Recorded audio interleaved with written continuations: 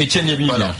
Quel autre parti que le Front National peut promettre n'importe quoi, peut dire n'importe quoi, puisqu'il a jamais été aux affaires, il peut absolument tout se permettre.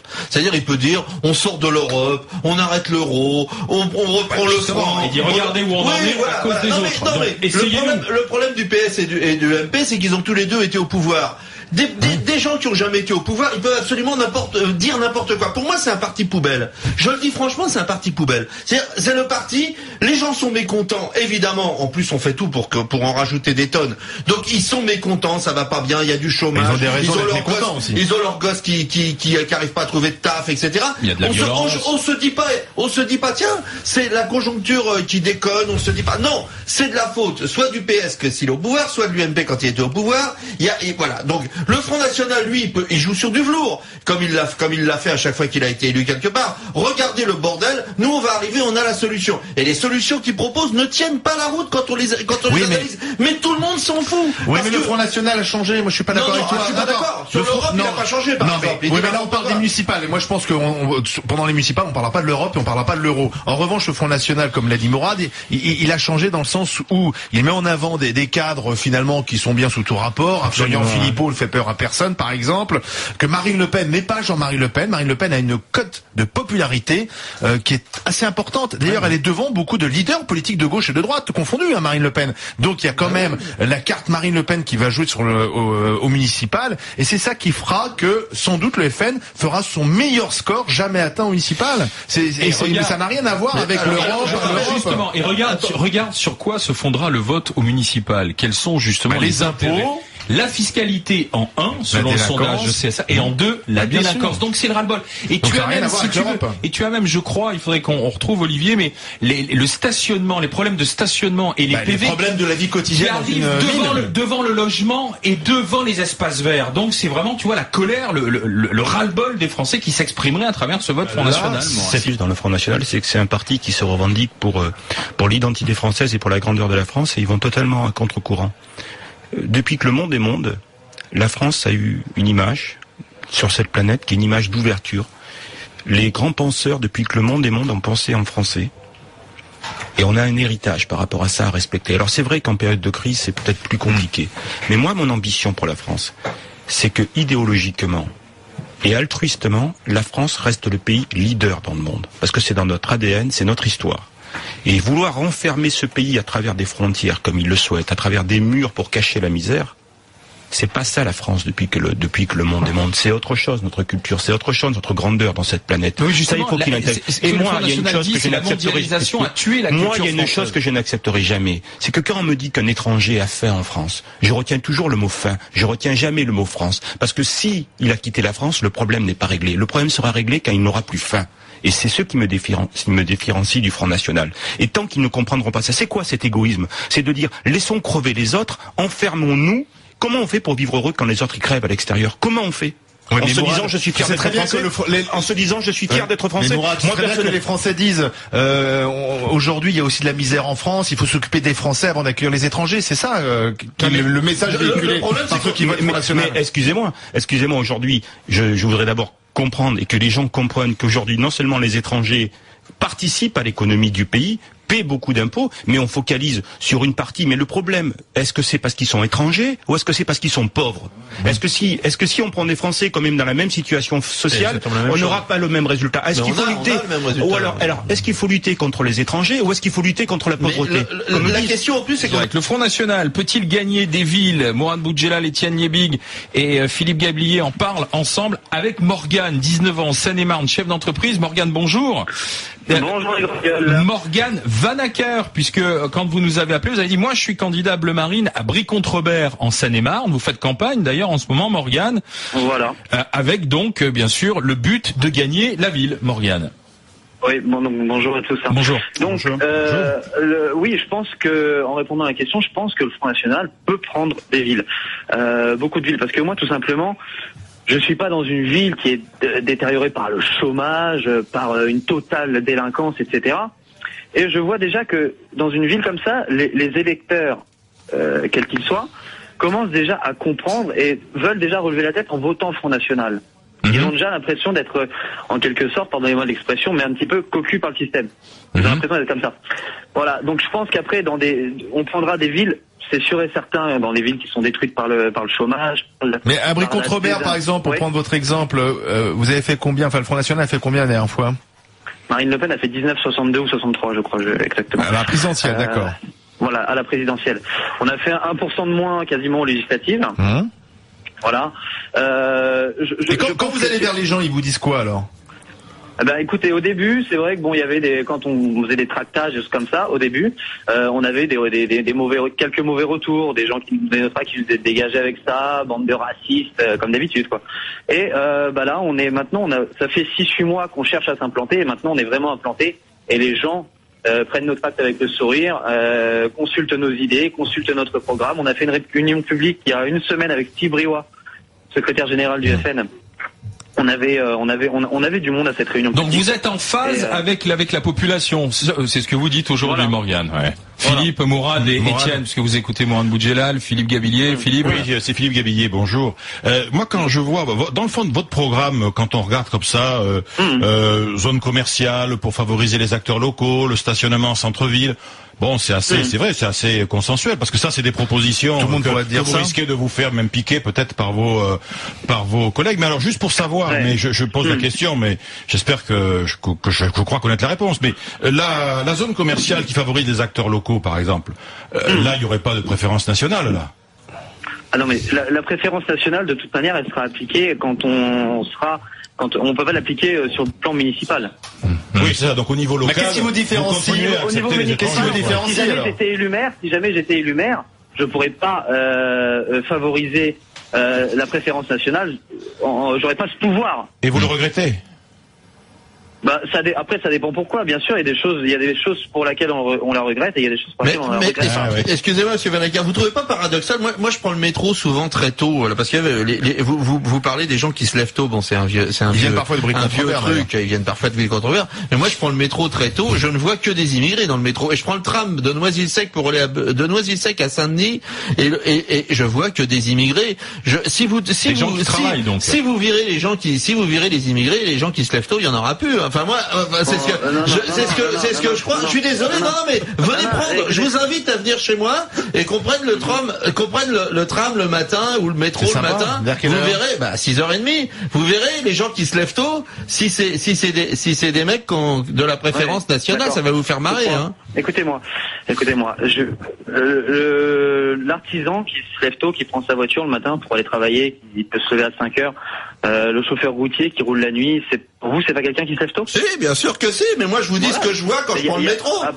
Voilà, prenez votre voiture et vous verrez. C'est ça, faut pas prendre le métro, faut avoir une voiture, faut être riche. Non, mais c'est ça, les gens qui se lèvent tôt mais qui ont de la thune. Les gens qui se lèvent tôt mais qui sont payés au SMIC ou qui sont exploités. Non, mais écoutez-moi. D'accord. J'aimerais bien en placer une. Attendez, c'est normal d'échanger, non? Il a dit qu'il aimerait bien t'en placer une. Morgane, allez-y. Non, mais après, ce que je voudrais dire, vous n'avez pas contrôlé les papiers, vous les jugez par rapport à quoi? À leur couleur de peau? Non, par rapport aux gens qui vont bosser le matin, ça va, j'habite dans le 93, je commence à savoir ce que c'est que la préférence nationale. Hein.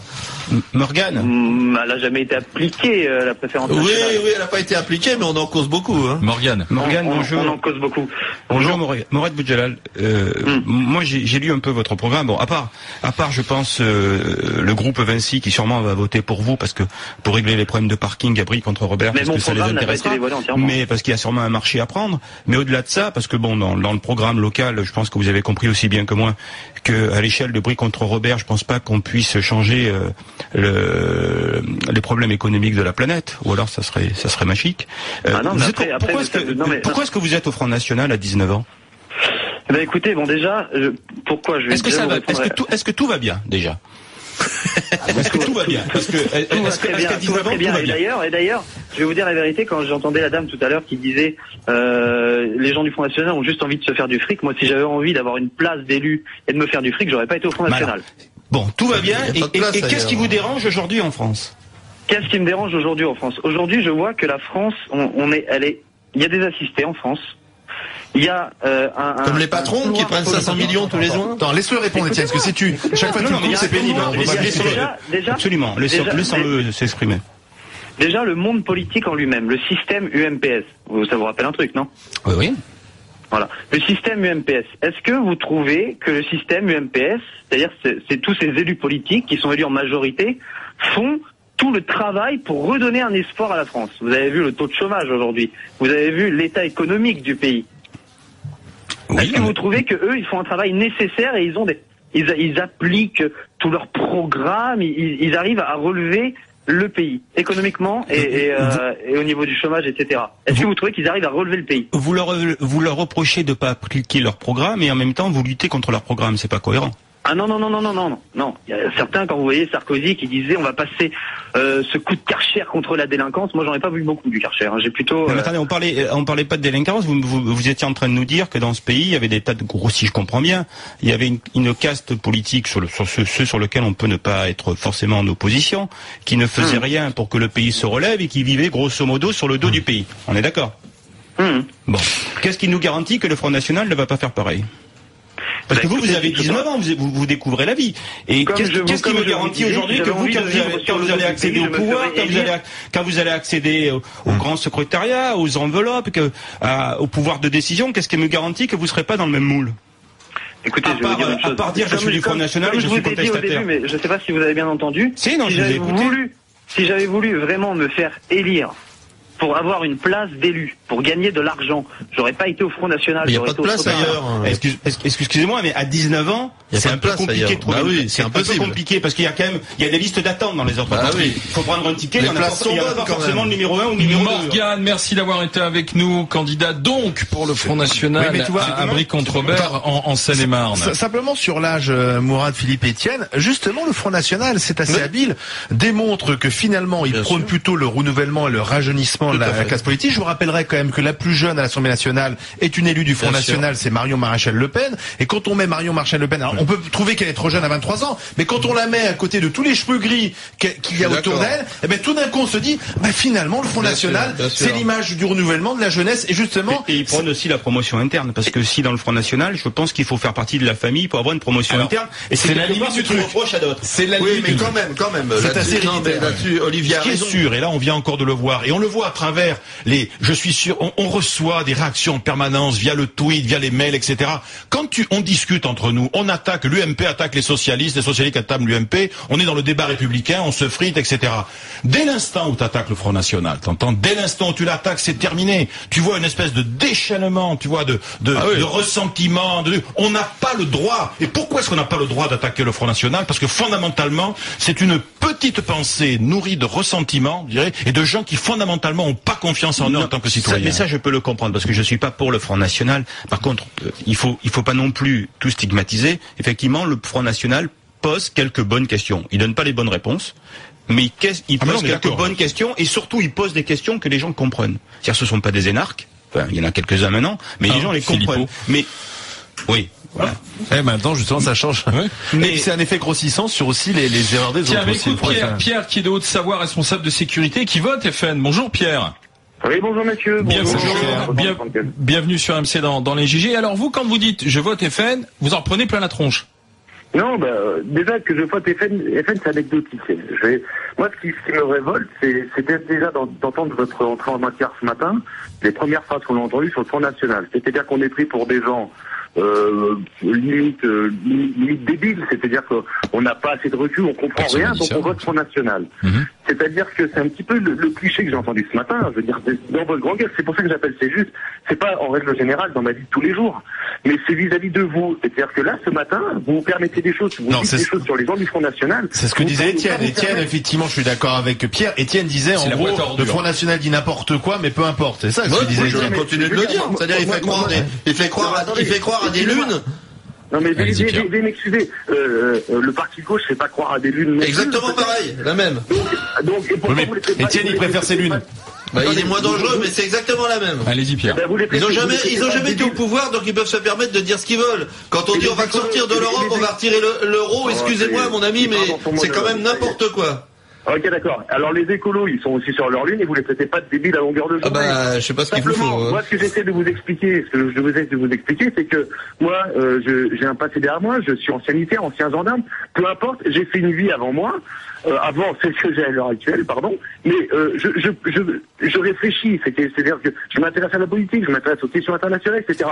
Et pourtant, je vote Front National. C'est pour ça qu'il n'y a pas que des débiles qui votent à cause de la crise Front National, comme vous essayez de le dire, mais vous avez un ressenti à l'heure actuelle. C'est-à-dire qu'il y a une fracture entre des gens qui bossent et ceux qui ne bossent pas. Et ça, que vous le vouliez ou non, elle existe, cette fracture. Et vous disiez le Front National n'est jamais venu au pouvoir. Effectivement, il faudra essayer des choses qui vont peut-être pas être parfaites, mais on va prendre l'exemple du bijoutier. On va toujours revenir sur le bijoutier. On en parlera ce matin. Je peux pas vous laisser continuer. Excusez-moi, quand vous dites des choses, il y a des gens qui bossent, il y a des gens qui bossent pas, je vais vous retourner votre argument. Je gagne beaucoup plus d'argent que vous. Je gagne beaucoup plus d'argent que vous et je paie beaucoup plus d'impôts que vous. Et il y a des gens qui collaborent beaucoup, qui contribuent beaucoup à la grandeur du pays, et il y a des gens qui y contribuent pas. C'est du même niveau. C'est du même niveau, monsieur. Tout à fait. Voilà. Et donc, par rapport à ça, je vais voter pour un parti qui fera que les responsables de sécurité qui ne paient pas suffisamment d'impôts dans ce pays soient rejetés. On est d'accord ?